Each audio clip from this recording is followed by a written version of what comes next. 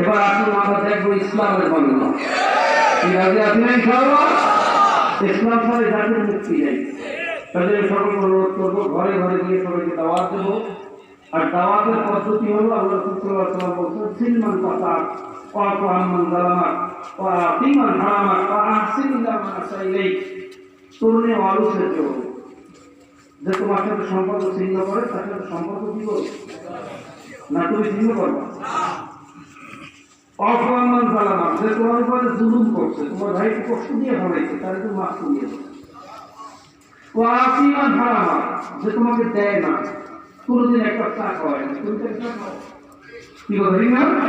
ও আহসিন ইলা মান আসাইলাইক, যে তোমার সাথে দুশ্মনী করে, হিংসা বিদ্বেষ করে, তোমার সাথে শত্রুতা করে, তার সাথে ভালো ব্যবহার করো, হস্তে সুলুক করো। আমি কসম খেয়ে বলতে পারি, এই 4 গুণে যদি আমরা গুণান্বিত হতে পারি, তাহলে সেই দিন বেশি করে না যেদিন এই বাংলার জমিনে ইসলামের পতাকা পথ করে উঠবে ইনশাআল্লাহ। আমাদের এই 4 চরিত্রবান হতে হবে, বিরাজি আছে ইনশাআল্লাহ। কিন্তু আমাদের চরিত্র কি? যে তোমার সাথে বন্ধুত্ব করতে আসে, তাকে লাঠি মেরে তারা এই জন্য কি স্বার্থের জন্য আসে, এটা মুসলমানের চরিত্র হতে পারে, পারে। আল্লাহ রাসূল সাল্লাল্লাহু আলাইহি ওয়াসাল্লাম যখন মক্কা থেকে হিজরত করে মদিনায় গেলেন,